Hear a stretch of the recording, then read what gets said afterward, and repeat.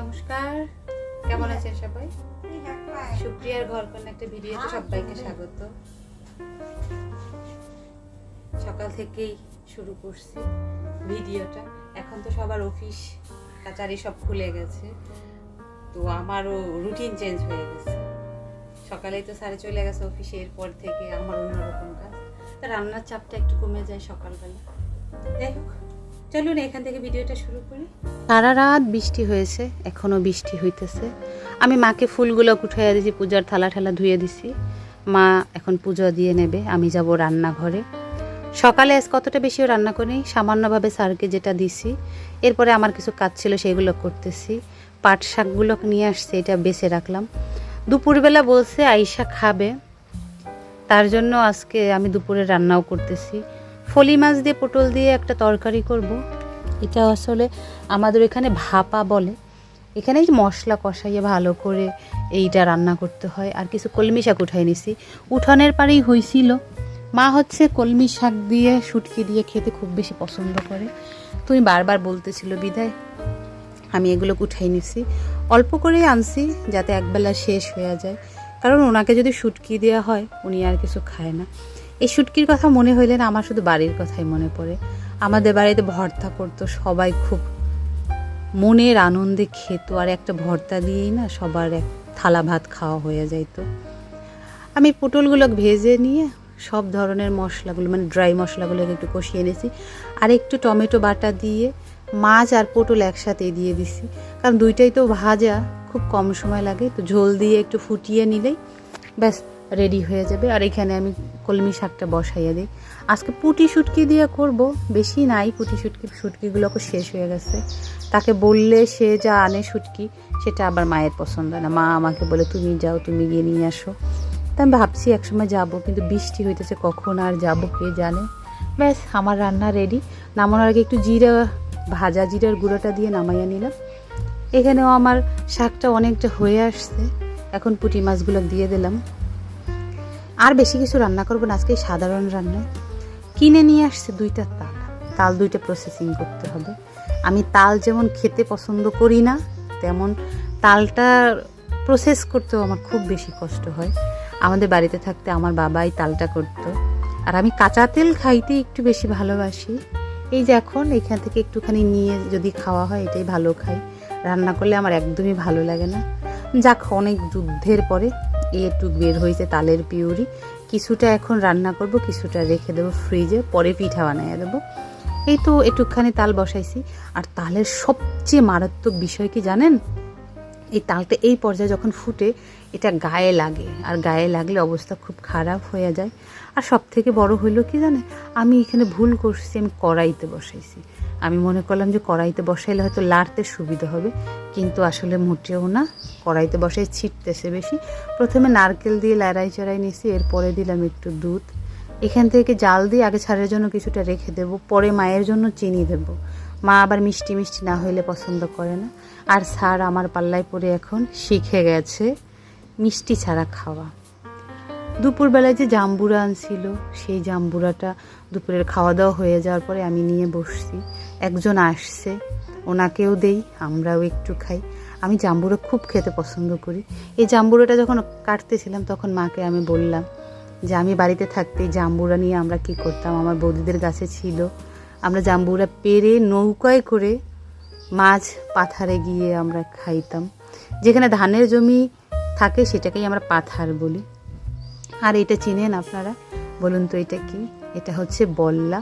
অনেক জায়গায় অনেক নামে আমরা, হলুদ হলুদ যে পোকাগুলো উড়ে বিষাক্ত থাকে, তার এরকম 5টা বাসা হয়েছিল আম গাছে। এটাকে নিধন করা হইলো, কারণ মাকে একটা কামড় দিছে। বিকেলবেলা আমি একটু কাজ করব, কিছু চুটুর পুটুর বানাবো। এখানে মাসকালার ডাল আর ডাবরি আর সিদ্ধ চাল আমি ভিজাইয়া রাখলাম। আমার খুব মিষ্টি খাওয়ার ক্রেভিং হচ্ছিল। বাহিরের মিষ্টি আমার একদমই ভালো লাগে না, কারণ মনের মতো হয় না। তার জন্য ঘরে দুধ ছিল, আমি 2 কেজি দুধ একটু ছানা করে নিছি। এর মধ্যে একটু সামান্য ময়দা দিয়ে এটাকে খুব ভালো করে মেখে নেব। আমি আজকে বানাবো হচ্ছে, প্রথমে ভেবেছিলাম যে রসগোল্লা বানাবো, কিন্তু না, আমি এখন বানাবো পান্তুয়া। তা ভালো করে যখন মেখে নিছি ময়দাটা, আর কিছুই কিন্তু দিইনি, শুধু একটুখানি ময়দা আর পুরোটাই ছানা।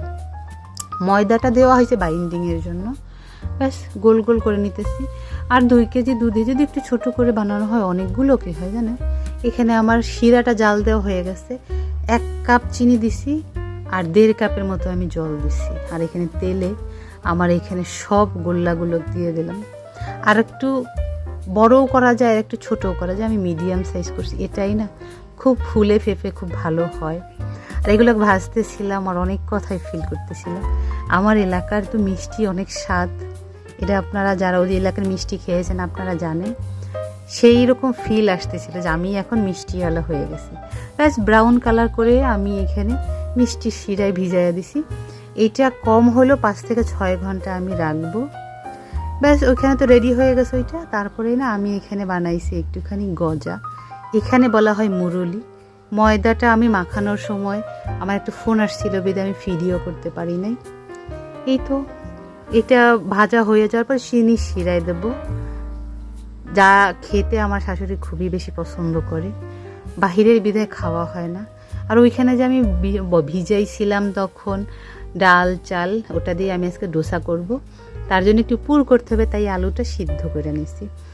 আমি এখানে 2-3টা আলু কেটে একটা সিটি দিয়ে নিছি। ব্যাস সুন্দর সিদ্ধ হয়ে গেছে। নতুবা যদি এমনি সিদ্ধ করতাম অনেকটা সময় লেগে যেত, অতটা সময় আমার হাতে নাই। রাতের খাবারটা আজকে এই ডোসা দিয়েই হবে। বিকেল থেকে শুরু করছি, করতে করতে কখন যে সময় চলে যায় কে জানে। এখানে আমি একটু সরিষা কাঁচামরিচ দিই আর সিদ্ধ করা আলুটা একটু মেখে একটু ভেজে নেব। এটা এই ভর্তাটা এমনিতে ভাত দিয়ে ডাল দিয়ে খেতেও ভালো লাগে, বা আলু দিয়ে মানে রুটি দিয়েও খেতে ভালো লাগে। এটা সাউথ ইন্ডিয়ান একটা রান্না। আমি একদমই এটা কোনোদিন পারবো না ওদের মতো করতে। আমি কয়েকবার ঢাকাতে থাকতে বাড়িতে থাকতে বানাইছি, যেগুলো আমার ফ্যামিলির লোকজন অনেক পছন্দ করে। ব্যাস নামানোর আগে একটু ধনেপাতা দিয়ে নামিয়ে নিছি। আমি এখানে যে চালটা ভিজিয়ে রাখছিলাম এটা প্রায় 4 ঘন্টা ভিজছে। মাসকালার ডাল, বড় ডাল আর সিদ্ধ চাল দিয়ে। ব্যাস এটাকে ভালো করে অল্প অল্প জল দিয়ে ব্লেন্ড করব। বেশি জল দিলে এটা পাতলা হয়ে যাবে। এটার মূল প্রসেস হচ্ছে 12 ঘন্টা, মিনিমাম 12 ঘন্টা এটাকে রেখে দিতে হয় এটা প্রস্তুত হওয়ার জন্য। কিন্তু আমার কাছে অতটা সময় নেই, তার জন্য আমি খুব সহজে যেটা করা যায়, আমার কাছে দুনিয়ার যত ফাঁকিবাজি কাজ পাবেন সব আপনারা আমার কাছে পাবেন। আমি এখানে কিছুটা নিছি, নিয়ে এতে একটু লবণ আর একটা ইনো দিয়ে দেবো। ইনোটা হচ্ছে সেই 12 ঘন্টা প্রসেসিংয়ের কাজটা আমাকে 30 সেকেন্ডেই করে দিছে। এই ইনো দেওয়ার পর এটা ফুলে ফেপে একেবারে ডবল হয়ে গেছে, আর একটু গাঢ় গাঢ়ও হয়ে যায়, এটা ফেনা ফেনা ভাবটা। ব্যাস হয়ে গেছে আমার রেডি। আমার আর 12 ঘন্টা লাগলো না। এখানে তো ডোছার আলাদা তাওয়া থাকে, আমার তো সেটা নাই। আমার যে রুটি ভাজা তাওয়াটা, এটাকে আমি ভালো করে গরম করে এর উপরে হচ্ছে সিজনিং করে নিছি। এবারেতে এসে প্রথমবার আমি ডোসা বানাচ্ছি। যখন আমার ভাগ্নি বলে ওর ওইখানে অ্যাভেলেবেল এই খাবারগুলো, তখন আমাকে চেতায়, আজকে ওকে দেখাবো আমি। ব্যাস ক্রিস্পি হয়ে গেলেই উঠে নিলেই হয়ে যায়। যেহেতু নন স্টিক না আমার প্যানটা, একটু লেগে লেগে যাচ্ছে। আমি তেলের ইউজটা খুব কম করছি। ব্যাস প্রথমটা তো ভালোই হলো, বাকিগুলোকে এখন দেখার অবস্থা কি। উপরে একটু ওই আলুটা দিয়ে দিচ্ছি। প্রথমটাকে মাকে দিই, উনি খেয়ে যদি ভালো লাগে ওনার, তাহলে আমার সার্থক। উনি তো আসলে বাহিরের খাবারগুলো কত বেশি পছন্দ করে না। ব্যাস এটা ফোল্ড করলাম না, ফোল্ড করলে ভালো হইতো। এই তো আবারও গরম করে একটু জল দিয়ে ভালো করে মুছে নিছি। আর কিছুটা ব্যাটার দিয়ে গোল শেপ করে, এটা যদি অনেক বেশি বড় করা হয় তাহলে ভালো হয়, কিন্তু চুলা তো পাশে আঁচটা কম লাগে, যার জন্য লেগে লেগে যায়। তা আমি ছোট ছোট করলেই ব্যাটার হবে। এটাও অনেকটা বড় হয়ে গেছে। ব্যাস উপর দিয়ে একটু তেল দিয়ে দিলাম। যখন ঢাকাতে প্রথম খেয়েছিলাম ডোসা, খেয়েছিলাম বসুন্ধরাতে, অনেক ভালো লাগছিল। আমার এই সমস্ত খাবার একটু বেশিই পছন্দ, ইডলি ধোসা।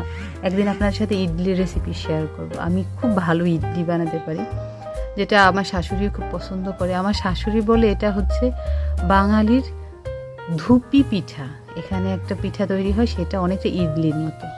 ব্যাস হয়ে গেছে। এখন একের পর এক বানাতে বানাইতে না হাতটা ভালো হয়। প্রথমে 2-1টা খারাপ হয়, এখন বানিয়ে মাকে স্যারকে দুজনকেই দিই। তারপরে আমি খাবো।